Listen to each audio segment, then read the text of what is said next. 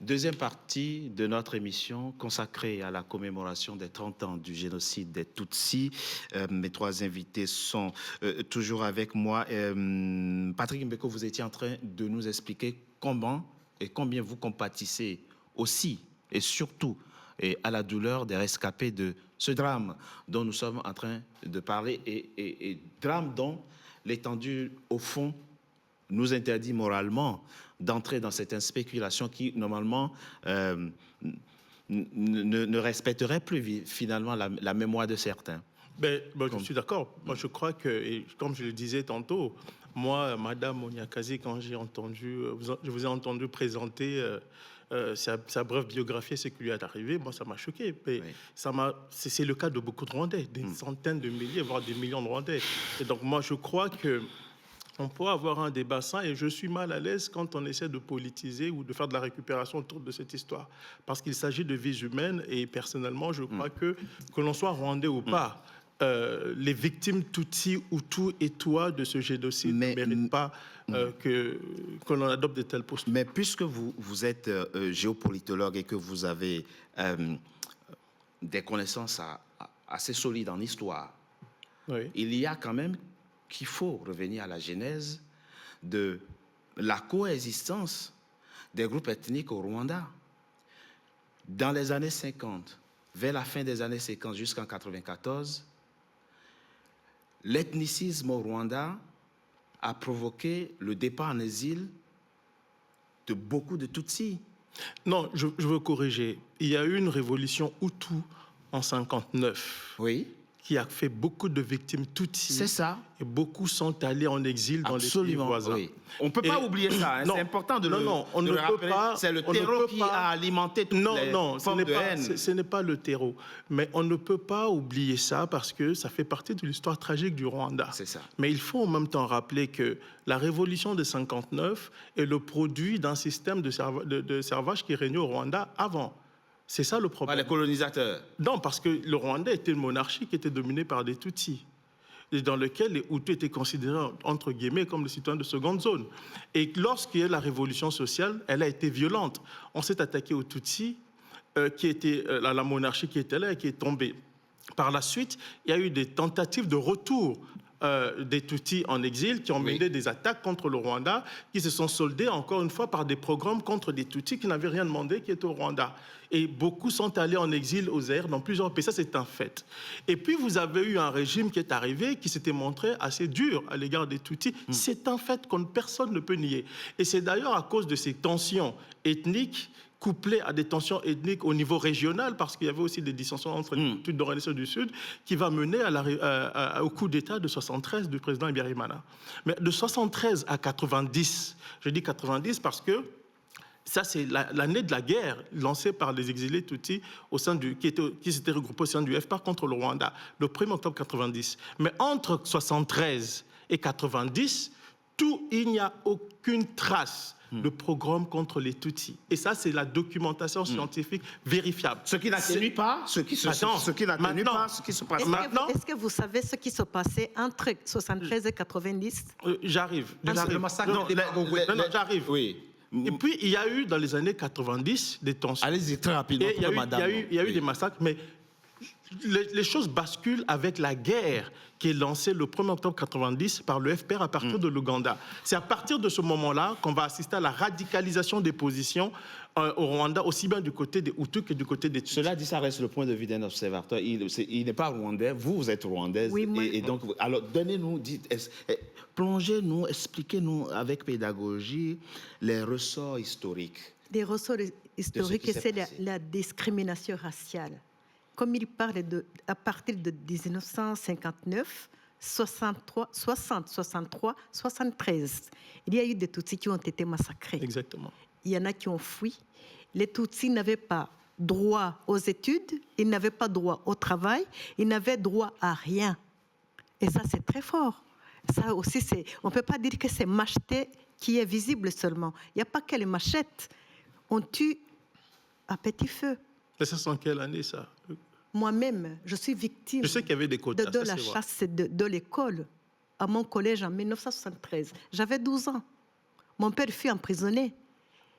l'avion n'était pas encore, l'avion d'Abiyarimana n'existait pas. Non. Donc, il y a une histoire que vous devez maîtriser de ce qui se passait au C'est ce Rwanda. que j'ai dit, maman. Ce n'est pas quelque chose qui est arrivé en 1990. Parce qu'en 1990, ce sont des réfugiés qui voulaient rentrer chez eux, qui avaient négocié pour rentrer chez eux. Nous, on était des citoyens rwandais, mais qui étaient attaqués parce que la PR a attaqué le Rwanda, parce que l'armée a été créée en Ouganda et que ces gens voulaient regagner leur pays par force parce qu'ils n'avaient pas eu l'autorisation de rentrer. Et il y a un détail aussi qui est important qu'il faut relever. C'est que, parce que ce qu'elle dit est vrai, c'est que quand elle dit, et c'est pour ça que j'ai été précis dans les dates, j'ai dit de 59 à 73, il y a eu des programmes anti-Tutsis. Mais souvent, il y avait aussi, c'est parce qu'il y avait des attaques des Tutsis de la diaspora contre le Rwanda, leur pays d'origine. Mais au-delà de ça, il y avait quand même un sentiment anti-Tutsi qui était entretenu par le président qui est en place. Ça, c'est un fait. Quand il y a le coup d'État de 73, ça change un peu. En réalité, de 73 à 90, la rivalité n'est pas entre les Tutsis et les Hutus. C'est entre les Hutus du Nord et les Hutus du Sud. Et ça, c'est un élément qu'on n'apporte pas dans la compréhension des événements. Le sentiment anti-Tutsi va revenir à partir de la guerre menée par les exilés Tutsis contre leur pays d'origine le 1er octobre 90. Mais entre 73... Mais il faut bien qu'ils reviennent dans leur pays. Mais exactement, il y avait des discussions. Il y avait de ce point de vue, il n'y a pas de souci. C'est très clair, c'est documenté. Mais de 73 à 90, on ne dit pas souvent que ce ne sont pas les Tutsis qui sont marginalisés, même s'il y a des quotas, ce sont les Hutus du Sud. Parce que le président qui était en place après l'indépendance, c'est un Hutu du Sud. Celui qui fait le coup d'État en 73 à Biarimana, c'est un Hutu du Nord. Donc il y avait en fait un enjeu régional qui ne dit pas son nom et qui va se matérialiser après la guerre du FPR. Vous savez pourquoi? Parce que ceux qui vont soutenir le Kagame, le FPR, ce sont les Hutus du Sud. Non. Beaucoup de Hutus du Sud. Et ça d'ailleurs, l'une des personnes qui me le confie... Vous savez, attendez, c'est qui me le confie? Attends, Richard, vous savez qui me le confie? C'est le directeur de cabinet du président Abiyarimana, M. Enoch Ruegera. C'est lui qui me le confie et c'est soutenu par la littérature aujourd'hui. Mais, comme je dis ici... Avant que madame prenne la parole, il y a quelque chose de vrai. Ce que vous dites, c'est que pendant les génocides, par exemple, à Butare, vers le sud, il y a eu moins de génocides. Ils n'ont même pas commencé dès le départ. Exactement. Il a fallu l'intervention de celui qui était le président intérimaire. Juste, il a été là-bas pour dire qu'est-ce que vous attendez, vous. Ce qui fait que... Mais cette façon de marginaliser, ils avaient déjà marginalisé les Tutsis. C'était fini. Mais c'était un problème entre les Hutus et les Hutus du Nord, les Bakiga et les Banyanduga. C'est ça? Mais c'est que justement, on disait que les gens du Sud ressemblent aux Tutsis. Dans la tête, c'était ça, le physique qui marquait tout. Ils étaient assimilés aux Tutsis. Non, moi je pense que c'était beaucoup plus complexe. Parce que quand on examine la littérature, on regarde le positionnement, on peut voir la même chose chez les Tutsis. Parce que les Tutsis, quand on parle du génocide des Tutsis, oui, mais il faut aussi dire le rôle que jouent les Tutsis de la diaspora contre les Tutsis de l'intérieur. Ça, c'est un autre élément qu'on apporte, qu'on ne met pas... Oui, c'est un élément qu'on ne met pas de l'avant parce que lorsque Kagame fait sa guerre, Kagame ne fait pas sa guerre pour les Tutsis de l'intérieur. Il fait la guerre pour reconquérir le pouvoir perdu. Et c'est comme ça, c'est une guerre militaire. Pour rentrer dans son pays avec ses parents. C'est son droit. Oui, mais il faut rappeler que Kagame était devenu citoyen ougandais. Il était le directeur adjoint des services de renseignement ougandais. Quand il est allé se faire former aux États-Unis, il est allé comme citoyen ougandais. Quand il décide de faire la guerre contre ce pays, il redevient rwandais. Il était d'origine rwandaise. Oui. Mais quand ils font la guerre au Rwanda, quand ils viennent, même quand ils abattent l'avion du président Abiyarimana, les premières victimes, moi j'ai été surpris, et je ne veux pas vous tout mettre sur la table parce que c'est un travail sur lequel c'est un travail que je vais publier bientôt, mais les premières victimes, contrairement à ce que l'on raconte, c'est d'abord les Hutus de l'opposition. Vous savez pourquoi ? Parce qu'eux représentent une alternative crédible en cas d'élection. Et c'est ce qu'on va neutraliser. Une fois qu'on neutralise, et ça c'est une militante de droits de l'homme qui me dit, M. Mbeko, ils ont massacré tous les Hutus de l'opposition, les leaders Hutus. Quand ils finissent, ils se tournent vers les Tutsis, ils commencent à massacrer les Tutsis. Donc il y avait des enjeux, du pouvoir qui transcendaient. Il y a juste ce que vous dites. Cela veut dire qu'il y avait les gens, il y avait le président du Sénat, il y avait les gens qui devaient accéder au pouvoir. C'est ça. Donc, ils ont commencé par éliminer ces gens. Les gens se disent, ils ont commencé par les Hutus. Non, ils ont commencé, oui, bien sûr, par les Hutus, mais qui pouvaient accéder légalement, notamment le président de la Cour constitutionnelle, le président du Sénat, tous ceux, les modérés qui pouvaient empêcher de faire le génocide, ils ont été éliminés. En fait, c'était une façon de les éliminer. Juste, comme j'ai la parole, juste un petit point. Là, quand on parle des Hutus et des Tutsis au Rwanda, on a l'impression que les gens qui sont de l'extérieur. Ce ne sont pas des ethnies différentes. C'est une seule ethnie, en fait. C'est pardon? C'est une seule ethnie, en réalité. Exactement. Ce ne sont pas des ethnies. On a l'impression que c'est des gens qui viennent ailleurs. Exactement. Alors, je vais vous étonner. J'ai acheté une thèse de doctorat ici en France, qui a été faite par un monsieur qui s'appelle Nyagahene, un grand historien rwandais, qui a été publié en France. Il y a des statistiques. Le président Kagame, il est du clan des Abeiga. Exactement. Abeiga. C'est un sous-clan, un sous-groupe. Un sous-groupe. Alors, le clan Abeiga, 75% des Abeiga sont des Hutus. 25% sont des Tutsis, dont Kagame. C'est-à-dire que si on prend le clan de Kagame, le clan, c'est-à-dire qu'ils ont l'arrière-grand-père. C'est ça, bien sûr. Si on prend le clan de Kagame, c'est un clan Hutu.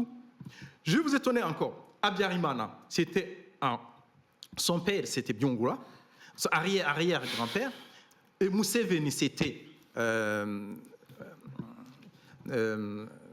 Gisita. Et les deux, Byungula et Gisita, avaient le même père, Mateke. Et d'ailleurs, même dans le cabinet du président Abiyarimana. Oui, il s'appelle Mateke. Oui. Et donc, du coup, les deux sont des frères. C'est-à-dire que ce sont des cousins éloignés. Mais la fracture est intervenue.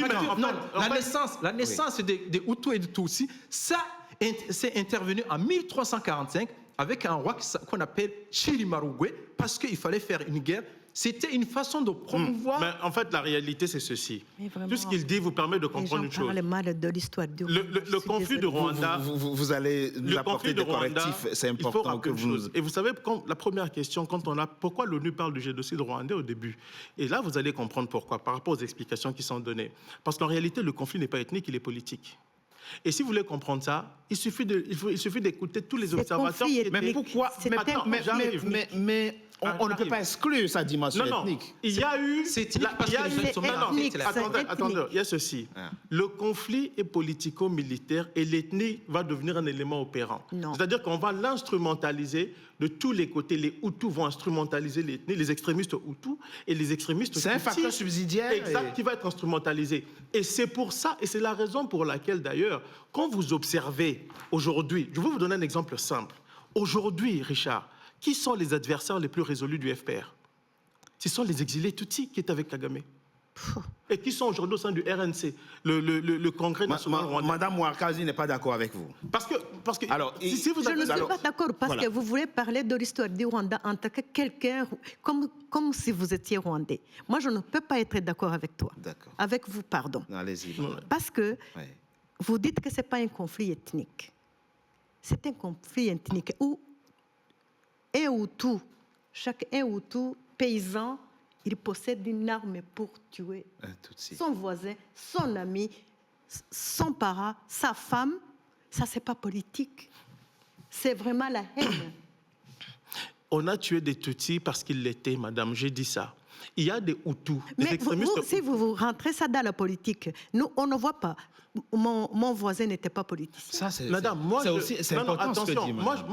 Moi, je vous explique en tant que scientifique. Ça, c'est que vous imaginez que quand on est un étranger, on transforme les choses telles que l'on veut. Madame, je vous donne un exemple. Mais je pense qu'il vaut mieux... Oui.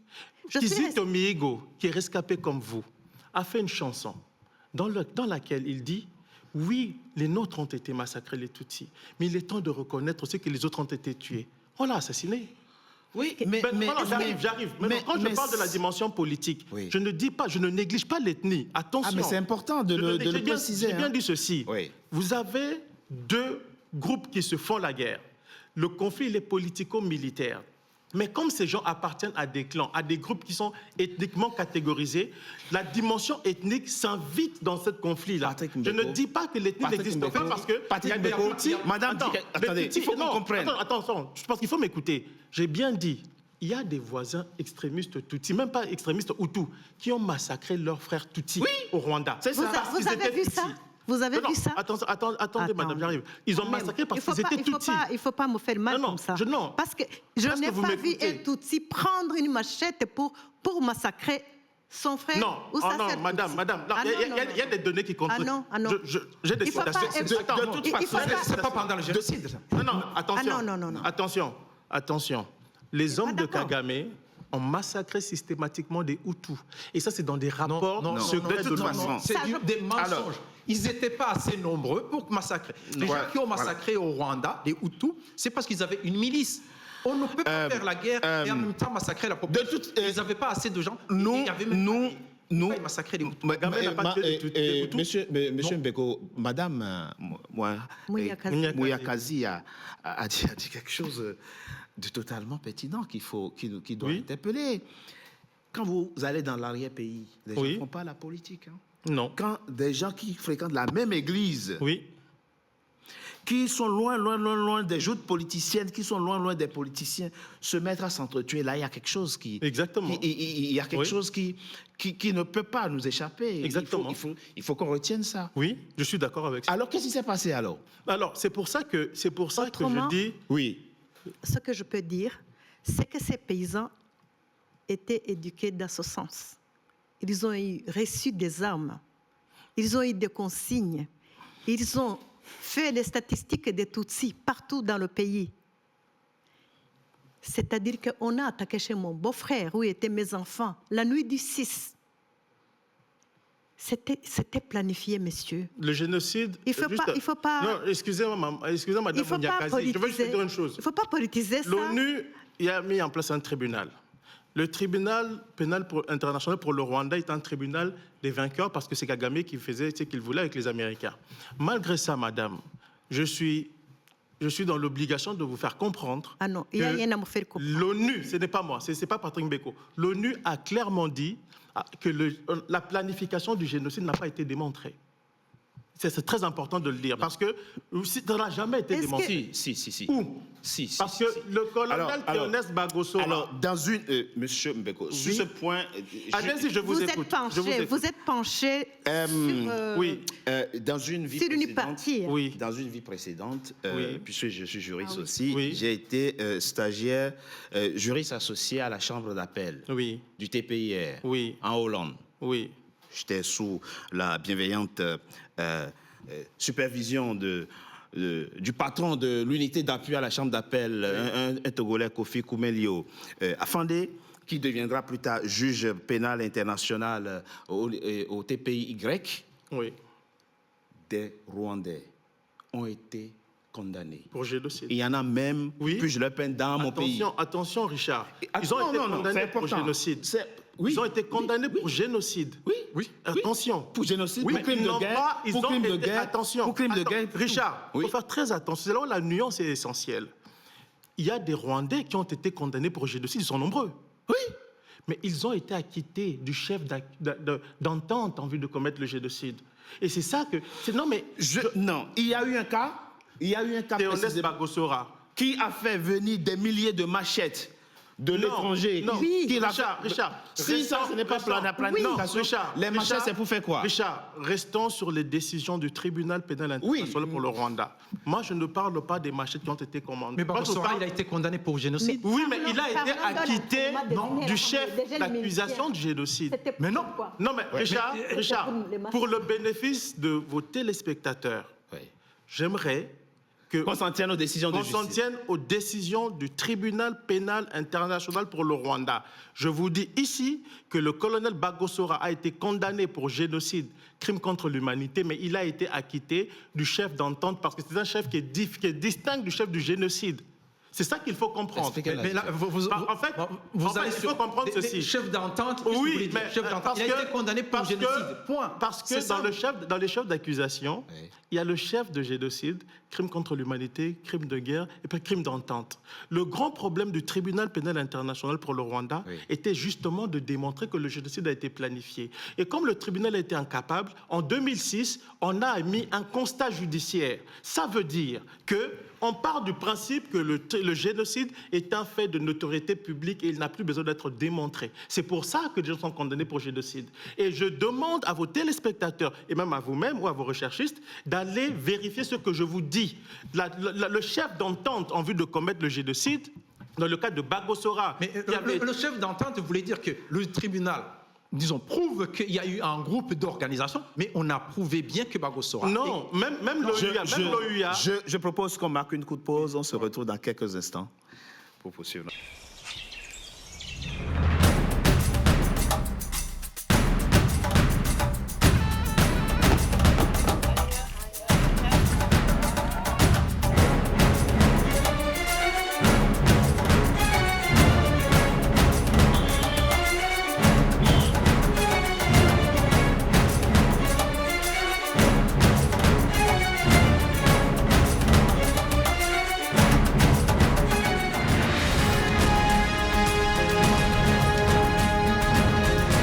NCA, la nouvelle chaîne africaine.